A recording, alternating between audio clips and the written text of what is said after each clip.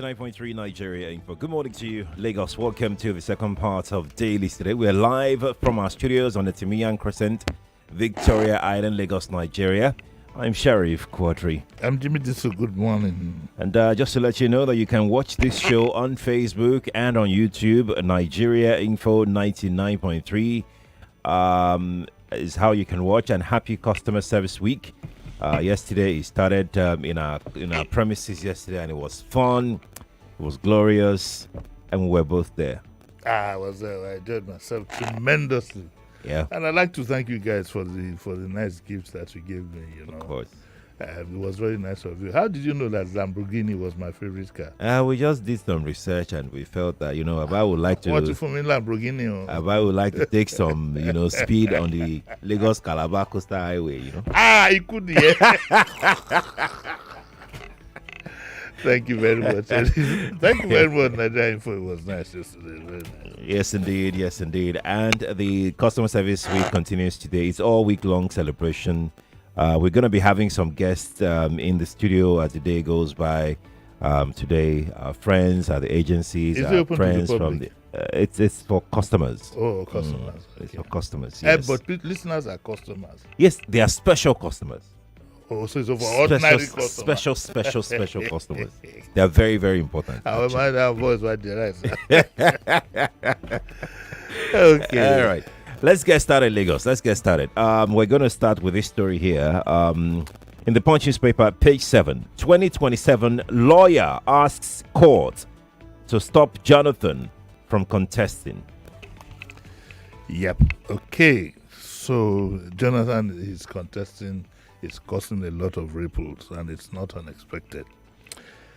So this would have happened anyway, and we don't know. The lawyer is a gentleman called John Mary Jideobi, and on Monday he has the Federal High Court in Abuja to issue a perpetual injunction restraining Jonathan from presenting himself to any political party. Now, this is the way it works. This is my thinking. I'm glad that this is coming very early, so we can hopefully put it out of the way before the election proper. Now, who instigated this is what I'm trying to work out in my head. Okay.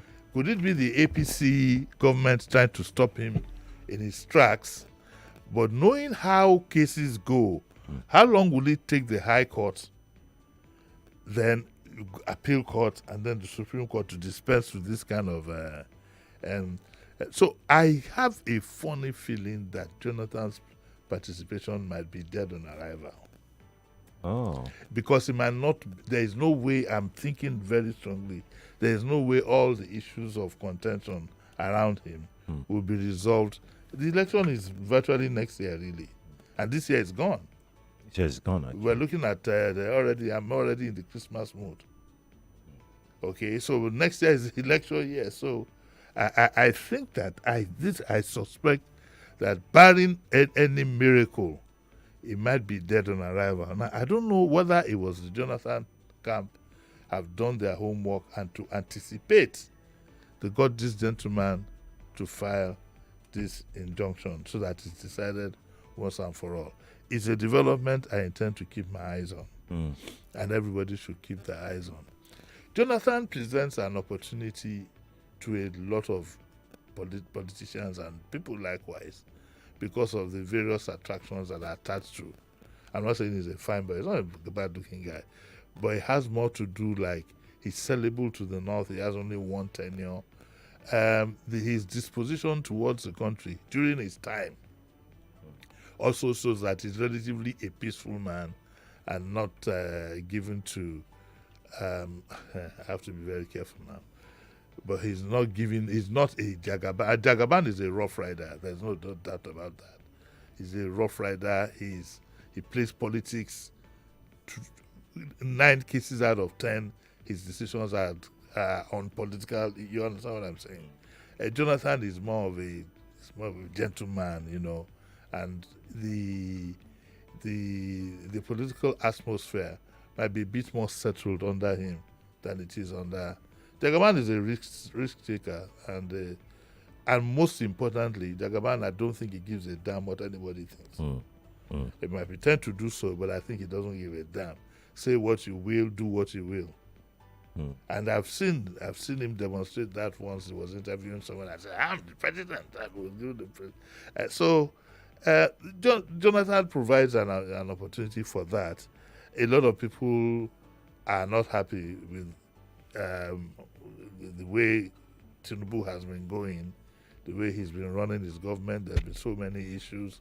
They're struggling to try and present that they've made some successes along the line. But the credibility of the government itself has made the figures a bandy, has made it suspect. It's based on figures, but the figures you bandy are suspect. And they've tried to rephrase all kinds of things. Yeah. The bottom line is that there's no food on the table. I mean, it's pure and simple. Anyway, so I really don't know whether this particular instance is from the Jonathan camp, and this is a challenge to my colleagues in the industry to find out the backstory behind all this. Okay, all right. We're going to move to the editorial page of the Punch newspaper, and this editorial reads, "Is the worst over in Nigeria?" Over, okay. It just got started. That's my view. Because it's just got started because most of the figures, I don't trust this government. I'm sorry, I don't trust the figures that are being bandied around. Do you understand what I'm saying? Yes. I don't trust them. If it's going to be premise of figures, I don't trust them. And look, the Punch in his editorial says, the president rightly observed the accurate measure of Nigeria's success could not be limited to economic statistics alone, but rather in the food on our families' tables, which is missing, the quality of education our children receive, which is suspect, the electricity in our homes, and the security in our communities. Down on all four. Less than half on all four. Currently, these indices remain low in Nigeria. Hence, the worst is not over yet. This is from the Punch. And it says, Tinubu stated that Nigerians now have access to better education and healthcare. Yes, the elite. You have private universities, the elite have taken care of themselves. You have fantastic primary schools, very good secondary schools. You have fantastic private universities. But the ones for the masses are suspect. Most of them are below par. Okay? The primary school level is horrible. The secondary school is manageable. The university, God help us. So when we are saying these things, we need to be sure what we are talking about. In terms of majority, things are very, very bad. If you look at it. And it says that it talks about the figures of universities here and there. I've already done that. The main issue is not the increase in the number of, I'm reading Punch now, in the institutions, but the ability to fulfill their mandates. Nigerian universities consistently rank low in the barometric tables. Besides, the quality of output matters greatly. In some public schools, pupils still learn in classrooms without roofs and sit on bare floor. Now, listen to this. It says, it is heartening that foreign reserves have increased to $42.03 billion, the highest since 2019. Yes, but the excess crude account is badly depleted. Has there been some juggling going on? For political reasons, falling from $2 billion in 2015 to just $535 million in August. Despite lower oil prices, the ECA was as high as $20 billion in 2008. The drop in the ECA balance in recent years is due to frequent government raids. In an economic recession, Nigeria would normally rely on the ECA, which this government should revive. And so there's a whole lot of analysis going on. There's not enough time for us to. Another paragraph that caught my attention, Tinubu's claim that Nigeria now exports more than it imports is a half-truth. And when you say something is a half-truth, it means it's a lie. According to the Punch. Let's call it spade. It says the reality is that many Nigerians cannot afford to import due to prohibitive costs and a high exchange rate. Only a handful can manage it. Let me explain something to you. Yeah. If you in some areas in Lagos, there are some, like, for example, high-rise supermarkets that are coming up. They import anything from toothpick, whatever it is, in volumes. The truth is there's a lot of money laundering. Most of the monies that goes into a lot of businesses that appear to be successful are black market money. From drugs, from kidnapping, from money stolen from government. That is, you can't tie that to any economic growth. That's what is happening. You go to some private supermarkets, man, you ask yourself, where are you? But it's because there's a lot of money, and the money laundering, it goes across the industry. That is not going through the system. But we'll do that any day we have enough time to deal with some things. Just to add to what the editorial said about people not being able to import anymore, and I quite agree with their position. Like, you don't want to go and price a car now and say you want to buy a car. I mean, you would cough. You have to be ready. You have to have the money. Sheriff, before you do that. Sheriff. I know where the shoe. You know where yes. I know where the shoe hurts. Yes, exactly. Exactly. You don't want to try it. I don't want to try it. We will soon be announcing a GoFundMe.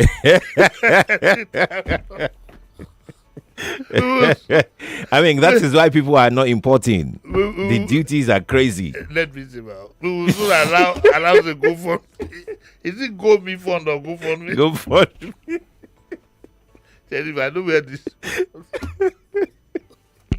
It's not me alone. We are many on this table. No, not me. It's not you. I'm talking about people like, But I say I'm sympathizing with you as a colleague, a brother from another mother. I was saying that I know where the shoe hurts. That is why we are not importing. And that's why we are not buying. It's true. Let's say the truth.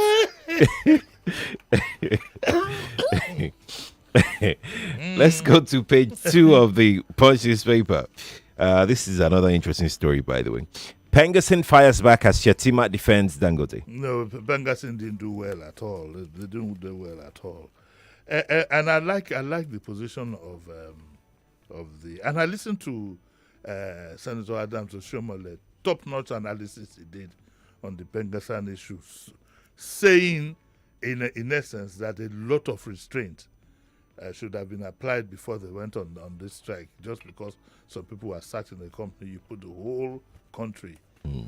Look at, for example, this story in the Daily Trust on page 6. It says that the strike declared by Pengasan is responsible for the recent increase in cooking gas price, according to the group chief executive officer of the NNPC, Ojulari. He said the cooking gas price hike was caused by the disruption of operations during the Pengasan strike. The vice president had said, and I quote, Aliko Dangote is not an individual. He's an institution and is a leading light in Nigeria's economic parliament. And how we treat this gentleman will determine how outsiders will judge us. If he had invested 10 billion in Microsoft, in Amazon, or in Google, which he could have, it probably might be worth 70 to 80 billion by now. But he opted to invest in his country, and we owe it to future generations to jealously protect, promote, preserve, and protect the interests of this great Nigeria. The Vice President Shetima said, I wish to call for caution, retrospection, and a deeper sense of patriotism from both labor and the organized private sector in defining and improving the relationship between labor and industry in the interest of maintaining a steadily improving economic fortunes. He couldn't have put it much better than that. I hope the Pengasan president, he put up an argument and said, Osifo, Professor Osifo said, the nation was bigger than Dangote and the president are well, but you put the nation in jeopardy. Now there's no gas. Shut down everywhere. Shut down everywhere. I think Mr. Civil needs to look very much at the mirror, take advice from the likes of his predecessors, and have a more national outlook to these union activities. Yes, Dangote is no bigger than the nation, but you put the whole nation in mourning in these hard times. There was fuel scarcity, I think, last week for about 2-3 days because of this. So you've put a lot of people in a very, very terrible position as we speak. And so, like Senator Shomole said, there needs to be a balance in these things. If all of us insisted we had to do what we had to do because of our various rights, this country will collapse. It will collapse. And I'm sure there are other ways by which this could have been done without throwing the whole industry and nation into turmoil. Indeed. I'm going to quickly take this comment here from Balang. Balang says, import-driven economy is dead as dodo. Export-driven economy is the new sheriff in town. Well, I don't know about being dead and dodo. It's not dead, though. It's not dead, Abi. That's on Facebook, by the way. Let's take one more comment. Daudu Babatunde on Facebook says, it was surprising how our educational system drove on reverse in the past 40 years. I think the elite and the leaders are behind this. I went to a public school growing up, but I can't let my kids go there now. I think what is most painful, and the benefit of age makes me see that, is that the same people that benefited, that will still have been selling subsidies and things at Orile bus stop at the age of 70, the opportunity that was given to them, they broke that bridge once they crossed it. You know, the problem with the Nigerian elite is not so much that they want to be rich. It's not so much that they want to be seen as being rich. They want other people to be down and out. And in doing that, recently I saw a video. I won't mention the name. Big man buys a Rolls Royce. He buys a coupe. He buys an open, so it's a sports, beautiful car. Big man cannot drive Rolls Royce, that kind of Rolls Royce in Nigeria with the open roof. You never feel drive the one with the closed roof. So what does big man do? He wants to take a drive because that Rolls Royce should be driven by you. He likes his car. Then he takes a car. He has 3 jeeps in front of him. He has another 4 jeeps behind, full of security people, and he's driving in the middle. And I said to myself, look at is this life? There's a mental breakdown amongst the rich in our country. I'm telling you, some of the things, just go to the social media and you see. I saw him, I drove past him. I said, so what is this man enjoying? I don't get it. When you have these kind of cars that are driven, sports car, whatever, open, there's a rush of the air. You go on the express. So yeah, but he was driving very slowly because he wanted everybody to. So at the end of the day, what I saw was somebody trying to show off to members of the public who would see him that he has arrived, and he's an elderly man. No, he's about my age. Oh, yes, and there's a mental breakdown amongst our supposed elite. And if they don't check themselves, they're going to do themselves in. I keep saying it. The attitude to life. Check most of their backgrounds. That's what you have. And that's why I say that to a large extent, a larger percentage of our elite cannot fill a form.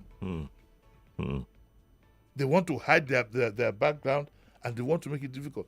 The president was talking about universities. The top-notch universities you have in Nigeria now are private universities. Yes. The day I went to Pan Atlantic University, I had the nostalgia of going back to school because it took me back to when I was in a public university that I went to, the one and only. You know, and when I remember when I was in Uniben and at government expense, There were only two in a room. We had a cleaner who would clean your room. You just wake up in the morning, go out. The boss will pick you at the junction and take you. You know, when I remember all these things, and I look at what has been thrown in the way of the average young Nigerian now, I weep internally. Unfortunately, our youth have not seen it. But that's the story for another day. Yes, it is. Let's go to the HealthWise Plus page of the Punch. Yeah, we got this, and now listen carefully. When we get to this health page, listen carefully. If you have anybody who has gone to the toilet, tell the person to run back. 1. Pregnant women. Why pregnant women with previous CS shouldn't use PHCs for antenatal care? What are PHCs? Primary health centers. What it means is that if you've had a CS, when you are pregnant for the second time, don't just go to the health center in your neighborhood. You need to go to the proper hospital and get the attention of the gynae. It is said there that pregnant women with such a history have a high-risk pregnancy and need expert care and facilities that the PHCs do not have. Okay, so please note that. If you've been CS once, you need to make sure that your second pregnancy, you go to the right place. Homicide survivors require therapy to avoid trauma, depression. Psychologists, okay?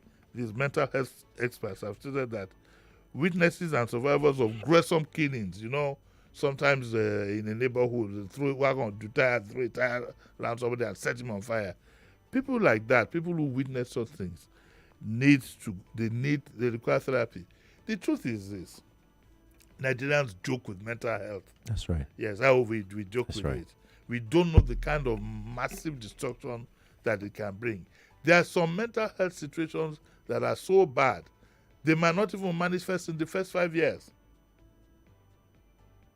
Mental health is so, I don't even think the mental health operators themselves have a 100% grasp on what they are facing. So we need to place and it's not a matter of going to church for deliverance, or going to the imam to do and drink on too, or to go to the traditional people who will beat the living daylights out of you. We need to learn that they are experts in these things, and that their services, no matter how expensive, it is as bad. It could be as bad as a patient with cancer. So that is what we have here. Experts urge preparedness as Nigeria awaits HIV prevention injection arrival. With the controversy that has gone ahead in terms of what was this one that we had recently, that we all got inoculation. COVID. After my experience, because I don't know, the social media is going to run me mad. It says that some of us who got this COVID things will soon die. I don't know. I don't know. Every day I wake up, I take one leg, second leg, straight my Africa. Well, so far so good. But I'll be very, very careful. I'll be very, very careful. This is personal. It's not an expert advice, but I'm very, very careful before I take any other inoculation. But they say that there's an HIV prevention injection that is on its way here. The Healthcare Federation of Nigeria and the Health Emergency Initiative have signed an MOU to establish a medical intervention trust fund aimed at saving lives due to delayed or unaffordable emergency. And Dolphin Foundation provides sickle screening to Makoko community. That's the end of the health news for this week. So this will be our last story this morning. It's coming from the Trust, page 14. Alleged certificate forgery. Court sets November 11 for hearing of Naji's suit. Well, I of course, all of you know that one of the ministers, Naji, has been caught in a certificate argument, not for the argument. It was said in Premium Times that he had confessed to it, but I don't understand. But why has my having graduated in Unilag become a court issue? I don't get it. I don't understand. But then I remember that Jimi Disu, you yourself, that I'm talking to myself now, you said that the average Nigerian now, they cannot fill a form. The level of corruption in that area is mind-boggling. And it doesn't help that it started even from the top. But let's go there. When people don't know the secondary school they went to, today the university said they went to, didn't go, all kinds of things. The question is, we are gradually, I don't even say gradually, I think fully now, we are fully a country where everything we do is viewed with suspicion. I got my admission into university and exempted for 1 year by just sending my certificate to America back then. Nobody's going to do that now, so let's go. Let's go. We have to go. Thank you so much, sir, for coming. Okay. Well, he's back at 9. Not just at 9. I'm coming again for the customer week. For the customer service week. They give me another Lamborghini. Lagos, thank you for your time. Kofi is back after the news.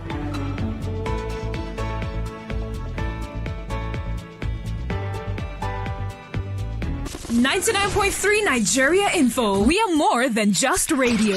Subscribe to our YouTube channel at Nigeria Info FM. Check us out on Facebook at Nigeria Info 99.3. Follow us on Twitter at Nigeria Info FM and on Instagram at Nigeria Info FM Lagos for live updates as it happens. 99.3 Nigeria Info. Let's talk.